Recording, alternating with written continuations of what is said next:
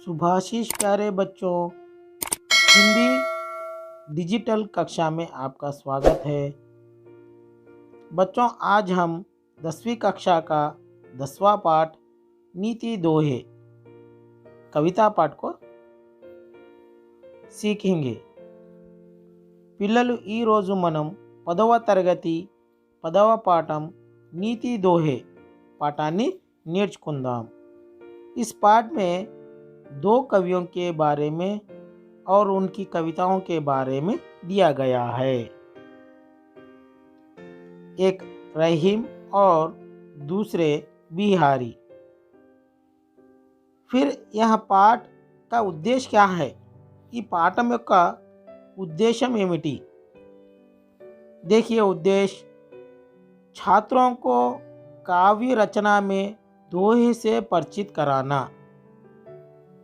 విద్యార్థులను కావ్య రచనలోని दोहाను పరిచయం చేయాలి।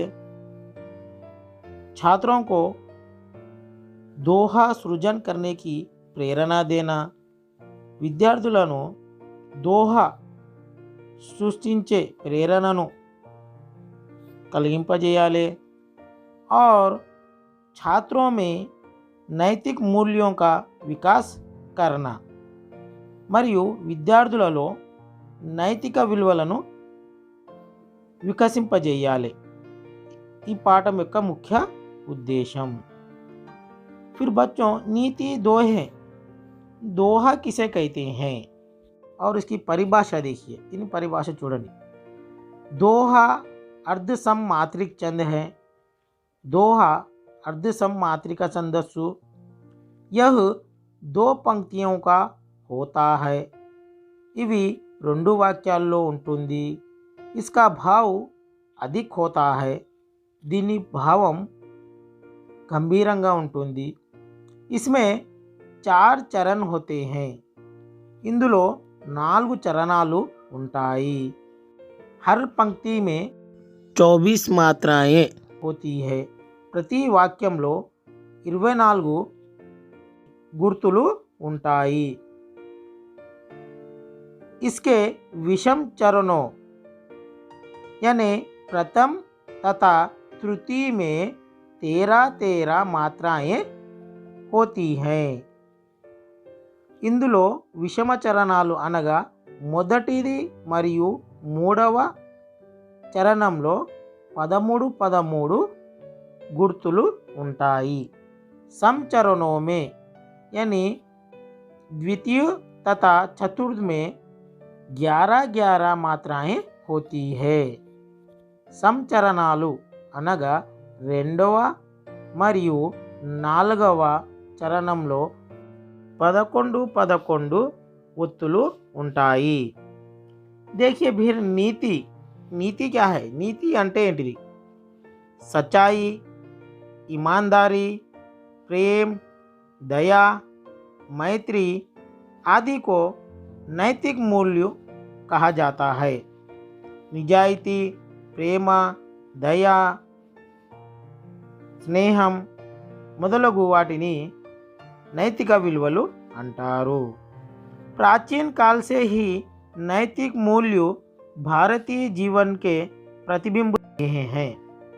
ప్రాచీన కాలం నుండి భారతీయుల్లో నైతిక విలువలు ప్రతిబింబం లాగా ఉన్నాయి। इसका रूप हर भारतीय में समाया हुआ है। ఈ నైతిక విలువల రూపము ప్రతి భారతీయుల్లో కనబడుతుంది। नैतिक गुणों के विकास द्वारा ही हम अच्छे बुरे, सही गलत में भेद कर सकते हैं। నైతిక విలువల ద్వారానే మనము మంచి చెడు, తప్పు ఒప్పుల యొక్క భేదాలను మనం తెలుసుకోవచ్చు। इस पाठ में 2 कवियों के बारे में और उनके दोहों के बारे में दिया गया है।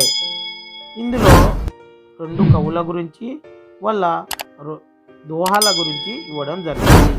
पहले कवि देखिए रहीम, इनका परिचय कर लेंगे।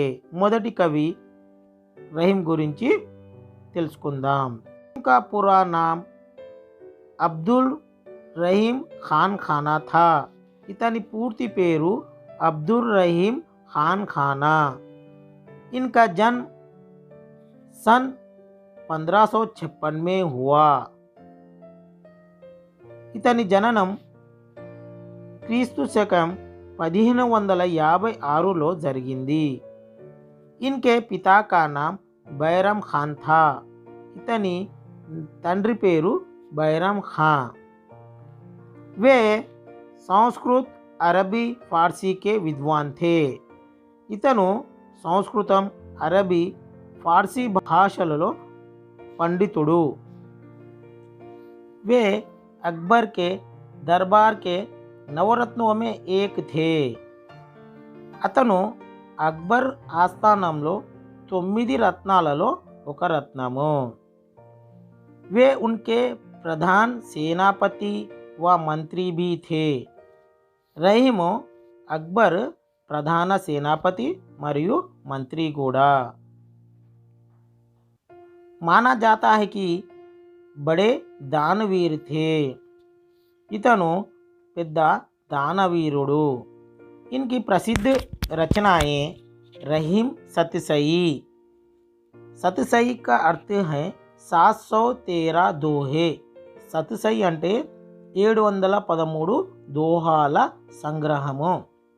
बरवई नायिका बेद और श्रृंगार सोरठ। इनकी मृत्यु सन 1626 में हुई। इतनी మరణం క్రీస్తు శకం 1626లో జరిగింది। चलिए इनके दोहे देखेंगे। इतनी दोहाలను చూద్దాం। पहला दोहा सुनिए। कही रहीम संपत्ति सगे बनत बहुत बहुरीत। बनत बहुत बहुरीत विपत्ति कसौटी जे कसे। विपत्ति कसौटी जे कसे तेई सांचे मीत।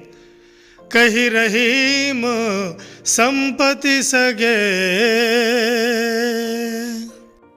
इस दोहे में आए कुछ कठिन शब्द कही, कहना, చెప్పుట, టు టెల్, మీత్ మిత్ర, మిత్రులు, ఫ్రెండ్స్, సగే బంధు, బంధువులు, रिलेटिव्स, संपत्ति, धन दौलत, संपदा, वेल्थ, बनत, बनना, ఏర్పడుట, టు మేక్, बहुत, अधिक, ఎక్కువ, ए लॉट ऑफ, रीत, रीति, पद्धति, वे, विपत्ति, विपत्ति, आपदा, ट्रबुल, कसौटी, परख,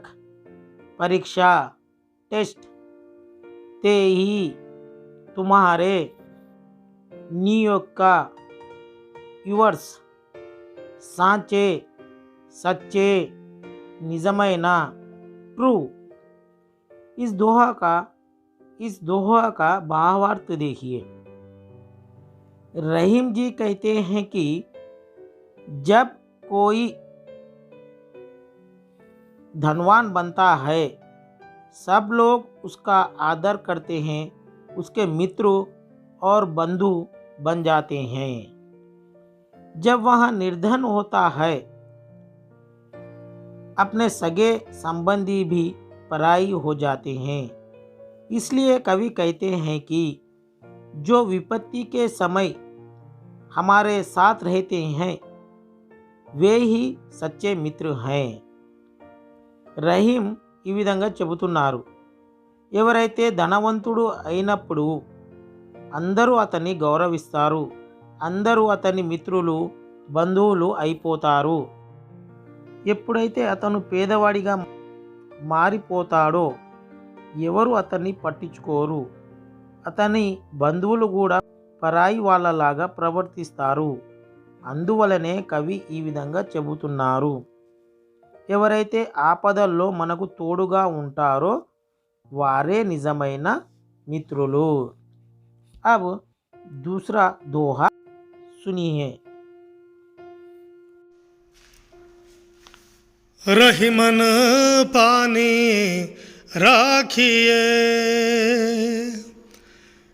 रही मन पानी राखिए, बिन पानी सब सून, बिन पानी सब सून, पानी गए ना उबरई,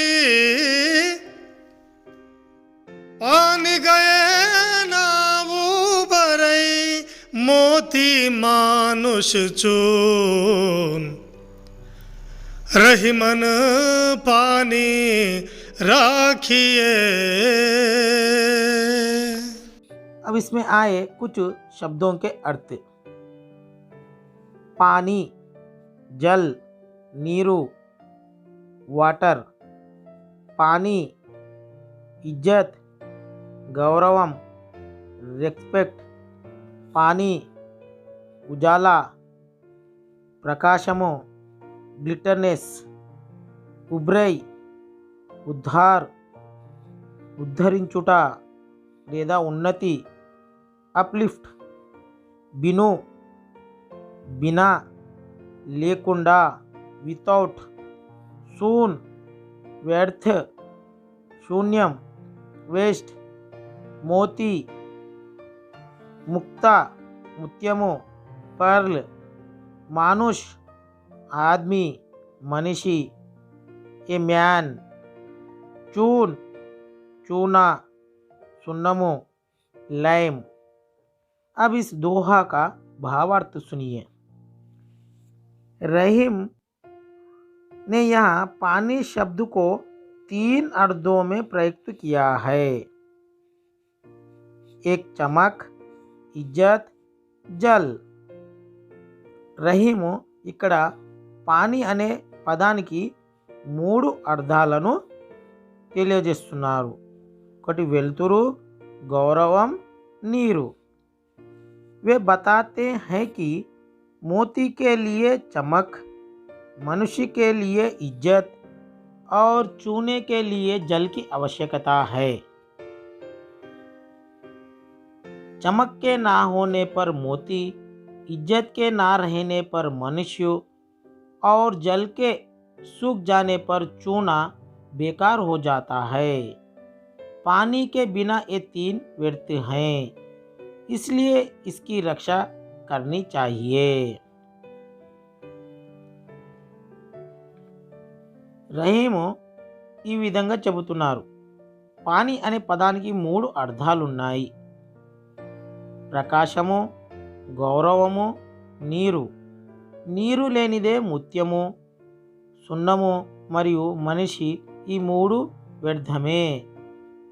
ఏ విధంగా అంటే గౌరవం మరియు స్వాభిమానం లేని మనిషి, ప్రకాశం మరియు కాంతి లేని ముత్యము, నీరు లేని సున్నము వ్యర్థము అంటే పనికిరావు. అందువలనే మనం ఈ మూడిటిని కాపాడుకోవాలని కవి చెబుతున్నారు. तो देखा है ना बच्चों, अगली कक्षा में बिहारी और उनके दोहों के साथ मैं आपके सामने आऊँगा. तब तक के लिए धन्यवाद.